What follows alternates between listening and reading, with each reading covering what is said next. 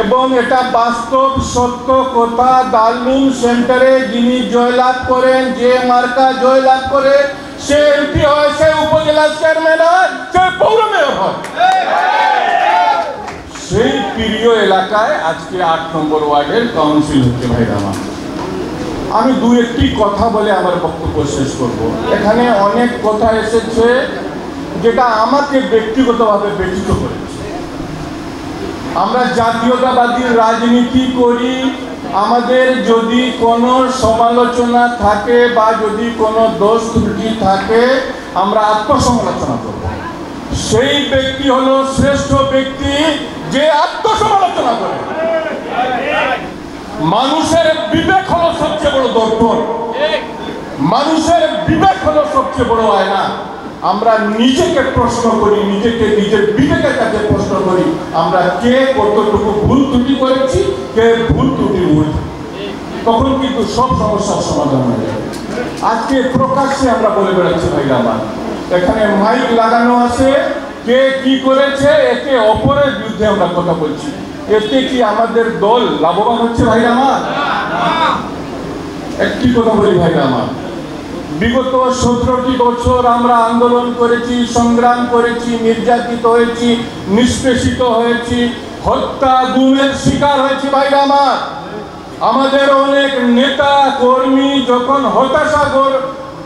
হতাশাগ্রস্ত ছিল, ব্যথিত ছিল, মর্মাহত ছিল, ক্লান্ত হয়ে গেছিল, আশা ছেড়ে দিয়েছিল এই হাসিনা সরকারের আর পতন হবে না, তখন একটি কথা আমরা বলতাম। অধ্যক্ষ আব্দুল গফুর সরকার আছেন, অ্যাডভোকেট ওবায়দুর রহমান আছেন, সিনিয়র নেতৃবৃন্দ আছেন, কর্মীদেরকে উজ্জীবিত করার জন্য আমরা একটি কথা বলতাম। কি বলতাম? হতাশ হওয়ার কিছু নেই ভাইরা আমার। কোন জুলুমবাজ, কোন অত্যাচারী, কোন নির্যাতনকারী পৃথিবীর ইতিহাসে টিকে থাকতে পারে নাই। এই খুনি হাসিনা সরকারও টিকে থাকতে পারবে না। সেটা বাস্তব প্রমাণিত হয়েছে ভাইরা আমার, সেটা বাস্তব প্রমাণিত হয়েছে।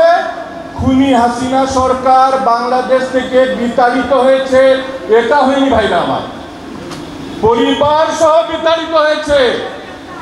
যারা লুট করেছে, হত্যা, লুট, নির্যাতন, আয়না ঘোর সৃষ্টি করেছিল, তারা সবাই পালিয়ে গেছে।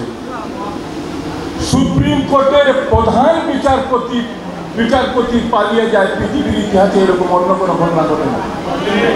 জাতীয় মসজিদের বায়তুল মোকাররমের ইমাম পালিয়ে যায়, এইরকম ইতিহাস পৃথিবীতে আর নেই ভাই আমার।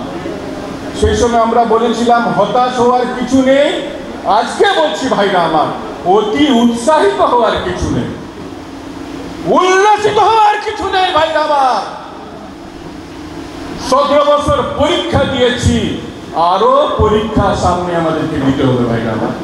ধানের শীষকে জনপ্রিয় করতে হবে, আমার দলকে সংগঠিত করতে হবে, আমার জনগণকে বিএনপির পক্ষে, ধানের শীষের পক্ষে জাতীয়তাবাদী পতাকা তলে আনতে হবে, নাকি ভাই? এই প্রস্তুতি গ্রহণ করার আহ্বান জানিয়ে আমাদের মধ্যে যদি কোনো ভুল ভ্রান্তি থাকে সেটা দূর করে নেতৃত্বের কথা বলা হয়েছে, নাকি ভাই? অবশ্যই যারা ত্যাগ স্বীকার করেছেন, যারা দলের সঙ্গে আন্দোলন সংগ্রামে ছিলেন, তারা নেতৃত্ব দেবেন, কিন্তু কাউকে কি বাদ দেওয়া যাবে ভাইরা আমার? বাদ তাকেই দেব যারা আওয়ামী লীগের দোসরগিরি করেছে, বাদ তাকেই দেব যারা আওয়ামী লীগের দোসর হয়ে আমাদের ক্ষতি করেছে ভাইরা।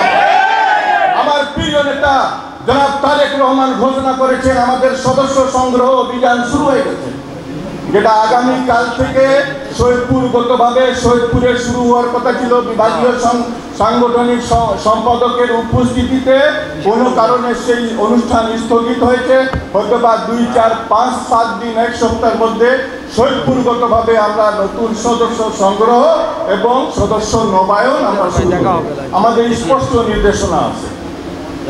যারা আওয়ামী লীগের সঙ্গে দোষর ছিল, আওয়ামী লীগ করেছে, আমাদের রাজনীতির ক্ষতি করেছে, তাদেরকে সদস্য করা যাবে না। যারা নতুন ভোটার, এই 3 কোটি নতুন ভোটারের মধ্যে 2 কোটিকে টার্গেট করা হয়েছে ভাইরা, তাদেরকে আমরা সদস্য পদ দেব না। নিরপেক্ষ ব্যক্তিকে আমরা সদস্য পদ দেব না। যারা কোনো সময় বিএনপি করে নেয় তাদেরকে আমরা বিএনপি কি আনবো না ভাইরা আমার। বিএনপি হলো একটা বিশাল রাজনৈতিক দল।